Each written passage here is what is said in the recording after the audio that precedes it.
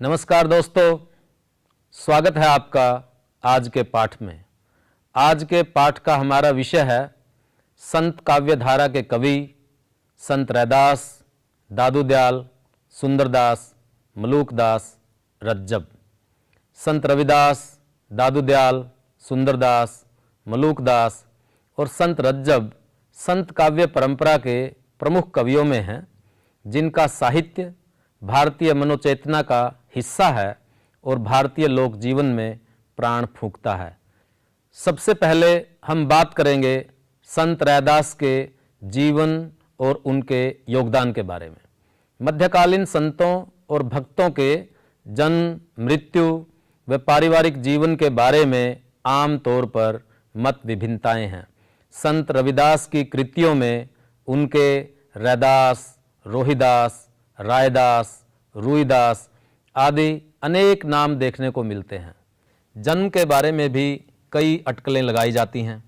संत रविदास का जन्म बनारस छावनी के पश्चिम की ओर 2 मील दूरी पर स्थित मांडूर गांव में हुआ, जिसका पुराना नाम मनवाडीह था।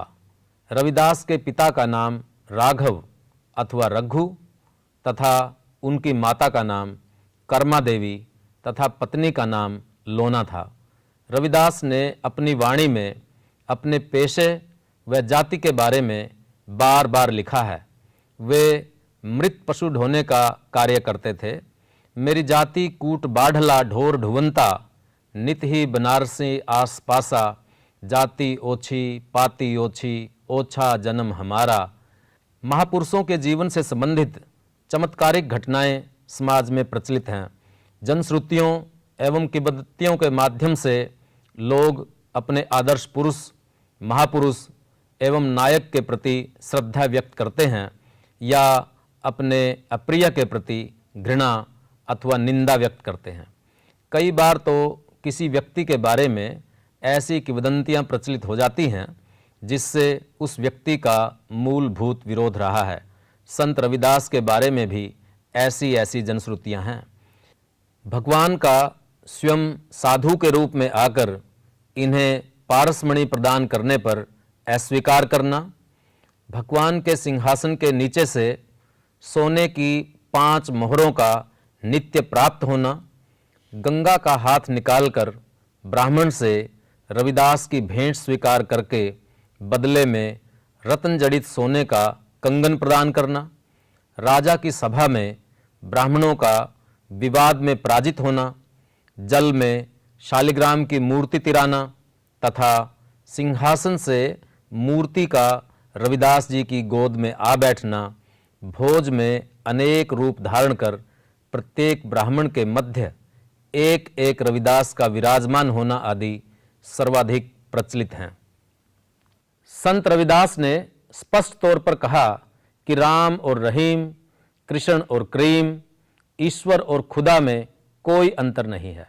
ये सब एक ही हैं। ये मन में ही बसते हैं। इनको प्राप्त करने के लिए घर त्यागने की जरूरत नहीं है। ईश्वर की प्राप्ति के लिए किसी कर्मकांड की नहीं, बल्कि अपने आचरण को पवित्र करने की जरूरत है। राघो कृष्ण करीम हरि, राम रहीम खुदाए, रविदास मोरे मन बसहीं, कहूँ खोजहूँ बन जाए। रविदास ने बार बार इस बात को रेखांकित किया है कि हिंदुओं का ईश्वर और मुसलमानों का खुदा एक ही हैं।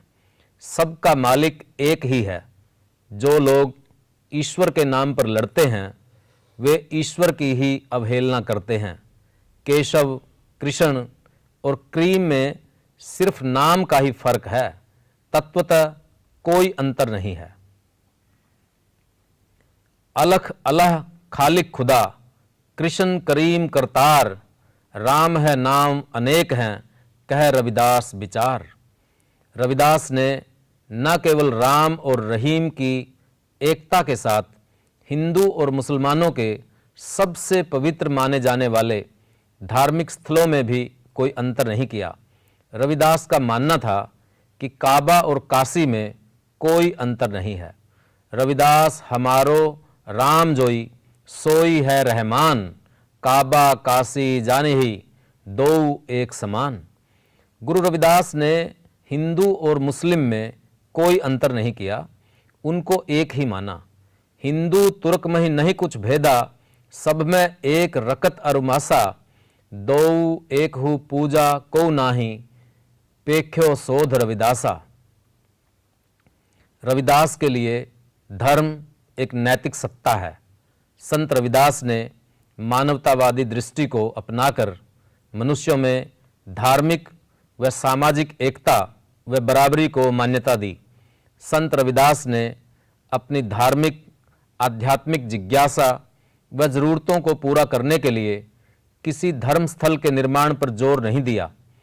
गुरु रविदास ने लिखा है कि ईश्वर भक्त को अपने इष्ट की आराधना करने या ढूंढने के लिए किसी पूजा स्थल में जाने की जरूरत नहीं है। तुरक मसीती अल्लाह ढूंढई, देहरे हिंदू राम गुसाई। रविदास ढूंढिया राम रहीम को, जई मसीत देहरा नाही। जाति भारतीय धर्म व नीति के विमर्श के केंद्र में रही है। वर्ण धर्म के पालन का आग्रह स्मृतियों और अन्य ग्रंथों में भरा पड़ा है। महात्मा बुद्ध, महावीर जैन के आंदोलनों के बाद सिद्धों नाथों से होती हुई कबीर, नानक, रविदास आदि संतों की वाणी व संघर्ष में इसके विरुद्ध आंदोलन मुख्य रहा है। जाति व्यवस्था के रहते भाईचारा और मानवता स्थापित नहीं हो सकती। समाज में जाति के विष की अनेक परतें हैं, जैसे केले के पत्तों में पत्ते होते हैं। यह समाज में विभिन्न स्तर बनाकर लोगों में स्थायी विभाजन पैदा करती है। मानव जाति की एकता और मनुष्यता के मूल्यों के प्रसार व स्थापना में जाति सबसे बड़ी बाधा है। जात जात में जात है, ज्यों केलन में पात। रविदास न मानुष जुड़ सके, जोलों जात न जात। जात पात के फेर में उलझ रहे सब लोग, मानुषता को खात ही यह जात कर रोग। जाति के आधार पर मनुष्य मनुष्य में भेदभाव करने को संत रविदास ने मनुष्यता का अपमान समझा। उनका मानना था कि सभी मनुष्यों को बनाने वाला एक ही ईश्वर है, सब में समान रूप से मौजूद है, उसी से सबका विस्तार हुआ है। इसलिए जो वर्ण अवर्ण ऊंच नीच पर विचार करते हैं वे मूर्ख हैं। एक माटी के सब भांडे, सबका एको सिरजनहारा। रविदास व्यापै एको घट भीतर, सबको एक घड़ा कुम्हारा। संत रविदास ने कहा कि मानव प्रेम ही ईश्वर की भक्ति है। मानव प्रेम को ईश्वर की तपस्या के नाम पर किए जाने वाले कर्म कांडों से अधिक महत्वपूर्ण माना। जिस व्यक्ति के मन में मानव के प्रति प्रेम नहीं है, वह चाहे जितनी मर्जी भक्ति कर ले, चाहे जितनी तपस्या कर ले, उसको ईश्वर की प्राप्ति नहीं हो सकती। बन खोज ही पिय न मिलही, बन में प्रीतम नाह। रविदास पिय है बस रहो, मानव प्रेम ही माह। ब्राह्मणवाद सुचिता पवित्रता का ढोंग रचता है। रविदास ने उसकी पोल खोलते हुए सवाल लगाया। वे पूजा में जो दूध प्रयोग करते हैं उसे बछड़ा झूठा करता है, फूलों को भंवरा झूठा कर देता है। दूध ते बछरे थनहु बिटारियो, फूल भंवर जल मीन बिगारियो। माई गोविंद पूजा कहले चरावो, अवर फूल अनूप न पावो। रविदास ने भक्ति के उन रूपों का खंडन किया जिनमें बाहरी दिखावों पर जोर रहता है। रविदास ने कहा कि नाचने, गाने, तप करने और पैर धोने से क्या होता है, सिर मुंडाने से क्या होता है। तत्व को पहचानने में ही भक्ति है। भक्ति ऐसी सुनहु रे भाई, आई भक्ति तब गई बड़ाई। कहा भयो नाचे और गायो, कहा भयो तब कीने। कहा भयो जे चरण पखारे, जो लो तत्व न चीन्हे। कहा भयो जे मूंड मुड़ायो, कहा तीर्थवर्त कीन्हे, भेष लिया पर भेद न जान्यो, अमृत लेई विषय सुमान्यो, तिलक दियो पै तपन न जाई, माला पहरे घनेरी लाई, कह रविदास मरम जो पाऊं, देव निरंजन सत कर ध्याऊं। संत रविदास ने श्रम को ईश्वर के बराबर दर्जा दिया, जिसका अर्थ है कि श्रम करने वालों को समाज में उच्च स्थान पर बिठाना। अभी तक पोथी, तप, माला जपने को ही पूजा के तौर पर लिया जाता था और इसका प्रभाव यह होता था कि शारीरिक श्रम करने वालों को हे नज़र से देखा जाता था, जो उनके सामाजिक आर्थिक शोषण को वैधता देता था। जिह्वा सो ओंकार जप, हत्थन सो कर कार, राम मिलहि घर आय कर, कह रविदास विचार। रविदास ने बेगमपुरा नामक नगर की कल्पना करके समाज के प्रति अपनी सोच को उजागर किया है। बेगमपुरा की कल्पना असल में एक फैंटेसी की तरह है। ऐसा नगर शायद ही दुनिया में कहीं मौजूद हो, लेकिन रविदास के मन व चेतना में उसकी छवि स्पष्ट है।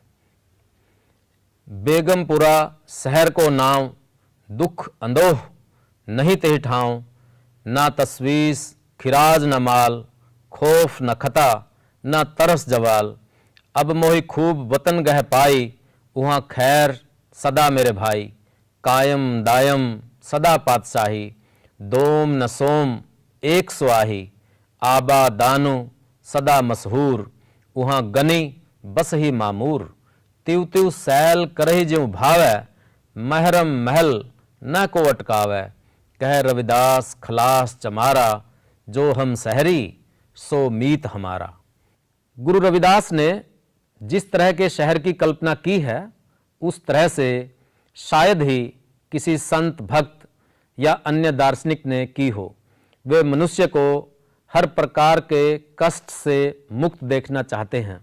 उनके दिमाग में एक न्यायपूर्ण समाज की कल्पना है, जिसमें ताकतवर और कमज़ोर दोनों रह सकते हों, जिसमें कोई ताकतवर कमज़ोर को न सताए। अब हम बात करेंगे दादू दयाल के बारे में। दादू दयाल के आरंभिक जीवन और शिक्षा दीक्षा के बारे में अधिक जानकारी नहीं मिलती। दादू दयाल का संबंध रुई धुनने वाली निम्न जाति समझे जाने वाली धुनिया से था। वे 26 वर्ष की आयु में सांभर राजस्थान आए। उन्होंने काशी, बिहार का भ्रमण करके साधु संतों व जोगियों से विचार विमर्श किया। सांभर में ही दादू ने अपने उपदेश व प्रवचन देने आरंभ किए।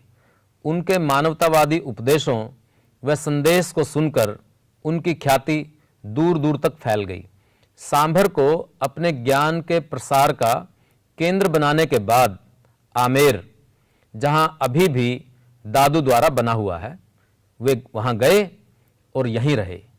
अजमेर, दिल्ली, आमेर की यात्रा करके नराणा, राजस्थान चले गए। यहीं इनकी मृत्यु हो गई। संत दादू दयाल ने गुजराती और हिंदी में पद लिखे।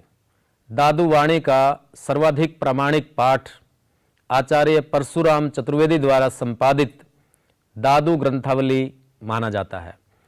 इसमें कुल 2453 साखियाँ और 426 पद हैं। दादू ने अपने जीवन काल में परब्रह्म संप्रदाय की स्थापना की, जो उनकी मृत्यु के बाद दादू पंथ के नाम से प्रसिद्ध हुआ। इनके 52 शिष्यों के थांबे प्रचलित हुए। इनके थांबे अब भी अधिकतर पंजाब, राजस्थान व हरियाणा में है। इस क्षेत्र में अनेक स्थानों पर दादू द्वारों की स्थापना की गई थी। उनके शिष्यों में गरीबदास, बधना, रज्जब, सुंदरदास, जनगोपाल आदि प्रसिद्ध हुए। समाज में व्याप्त कुरीतियों का विरोध किया। हिंदू और मुसलमानों के भेदभाव को व्यर्थ बताते हुए दादू ने कहा कि सभी मनुष्यों में एक ही आत्मा का निवास है, चाहे हिंदू हो या मुसलमान। दादू सब हम देशा शोध सब, दूसर नाही आन, सब घट ये कै आत्मा, क्या हिंदू मुसलमान। दादू ने कहा कि हिंदू और मुसलमान समाज में उसी तरह हैं जैसे मनुष्य के शरीर में हाथ हैं, पैर हैं और कान हैं, आंखें हैं। इनमें किसी तरह का भेदभाव नहीं है। उसी तरह हिंदू और मुसलमान में कोई अंतर नहीं है। दोनों भाई हाथ पग, दोनों भाई कान, दोनों भाई नैन हैं, हिंदू मुसलमान। दादू दयाल अल्लाह और राम में कोई भेद नहीं करते थे। उनके लिए ये दोनों बराबर थे। वे एक ईश्वर को मानते थे, मंदिर मस्जिद के झगड़े को झूठा समझते थे। वे मूल तत्व को पकड़ने की बात कहते थे। अल्लाह कहो भावे राम कहो, डाल तजो सब मूल गहो। दादू ने पाखंडों की जमकर आलोचना की है। बाहरी दिखावा धर्म नहीं है। पूजा पद्धतियों में धर्म व ईश्वर उपासना नहीं है, बल्कि मानव के दुख तकलीफ को समझना और उसके दुखों को दूर करना ईश्वर की पूजा है। विभिन्न तरीकों से संसार से पलायन करने से कुछ भी हासिल नहीं होगा। कितने ही मुल्ला, पीर, पैगंबर, मुनि, योगी, पंडित अपने अपने कर्मकांड की अनुपालना करते हैं, लेकिन वह सब व्यर्थ है। को पंथ काहू कह चले, मैं और न जानो, दादू जिनजुग सिरजिया नाही को मानो। दादू ने बाहरी दिखावों को त्याग कर अपने अंतर्मन को स्वच्छ करने पर जोर दिया तथा बाहरी कर्मकांडों की आलोचना की। दादू कहते पुस्तक पढ़ मुए, पंडित वेद पुराण, कहते ब्रह्मा कथ गए, जाहिन राम समान। मरने के बाद स्वर्ग की कल्पना पर दादू ने प्रहार किया। मुआ पीछे मुक्ति बतावे, मुआ पीछे मेला, मुआ पीछे अमर अभय पद, दादू भूले गेला। वे हिंदू और मुसलमानों के पाखंडों और पूजा विधानों को नहीं मानते थे। वे मानव धर्म में विश्वास करते थे, जिसमें ऊंच नीच का कोई स्थान नहीं था। दादू ने सभी धर्मों को बराबर का दर्जा दिया और निरपक्ष धर्म की स्थापना की। दादू ना हम हिंदू होंगे ना हम मुसलमान, सड़ दर्शन में हम नहीं, हम राते रहमान। दादू ने स्पष्ट तौर पर कहा कि हिंदू और मुसलमानों के भेदभाव संस्थागत धर्म के कर्मकांडों के कारण हैं। संस्थागत धर्म को बढ़ावा देने वाले काजी, मुल्लाओं और पंडे पुजारियों व ब्राह्मणों ने धर्म के वास्तविक मर्म को छोड़कर बाहरी दिखावे को प्रतिपादित किया है। हिंदू पूर्व में मंदिर जाते हैं और मुसलमान पश्चिम की ओर मुंह करके नमाज पढ़ते हैं, लेकिन वे ईश्वरीय तत्व को भुला देते हैं। दादू दयाल ने मंदिर और मस्जिद दोनों का ही विरोध किया है, क्योंकि वे धर्म के आंतरिक स्वरूप में विश्वास करते थे और बाहरी कर्मकांडों का विरोध करते थे। हिंदू लागे देहरा, मुसलमान मसीत, हम लागे एक अलग सों, सदा निरंतर प्रीति। दादू दयाल ने ईश्वर को एक माना, उसको अनेक नामों से राम, रहीम, केशव, गोविंद, गोपाल, गोसाई, साईं, रब, अल्लाह, ओंकार, वासुदेव, परमानंद, साहिब और सुल्तान, गरीब निवाज और बंदी छोड़ नामों से संबोधित किया। संत दादू दयाल ने हिंदुओं और मुसलमानों को एक दूसरे के करीब लाने का काम किया। दोनों संप्रदायों के लोग उनके अनुयायी बने। अब हम बात करेंगे सुंदरदास के बारे में। सुंदरदास का जन्म 1596 ईस्वी में जयपुर के निकट दौसा में हुआ। 6 साल की आयु में ही ये दादू दयाल के शिष्य हो गए थे। सुंदरदास ने देश में यात्राएं की। ये पूर्व में बंगाल तक, पश्चिम में द्वारका तक, उत्तर में बद्रिकाश्रम तक और दक्षिण में मध्य देश तक गए। सुंदरदास संत कवियों में सबसे अधिक शिक्षित थे। बताए तो उनके 42 ग्रंथ जाते हैं, लेकिन इनकी ख्याति है सुंदर विलास ग्रंथ में संकलित पदों के कारण। इनकी परिमार्जित भाषा बहुत ही प्रभावशाली है। लोक जीवन में व्याप्त रूढ़ियों पर कड़े प्रहार, सामाजिक व्यवहार की विसंगतियों के खिलाफ विद्रोह के स्वर के दर्शन इनके काव्य में होते हैं। सुंदरदास के दोहों और गेय पदों में गुजराती, पंजाबी, सिंधी और फारसी भाषा के शब्दों का बहुतायत में प्रयोग मिलता है। सन 1689 में सांगानेर में ये प्रस्थान कर गए। इस तरह संत काव्य परंपरा में अनेक कवि हुए जिन्होंने अपनी वाणियों से समानता और प्रेम का भाव जगाया और धार्मिक आडंबरों, अंधविश्वासों और सामाजिक कुरीतियों पर कुठाराघात करके समाज को जगाया। इस धारा का साहित्य लोक जीवन की चेतना का हिस्सा है। दोस्तों, आज हमने पढ़ा संत रविदास, दादू दयाल, सुंदरदास, मलूकदास और संत रज्जब के बारे में। मिलते हैं अगले पाठ में, तब तक के लिए धन्यवाद।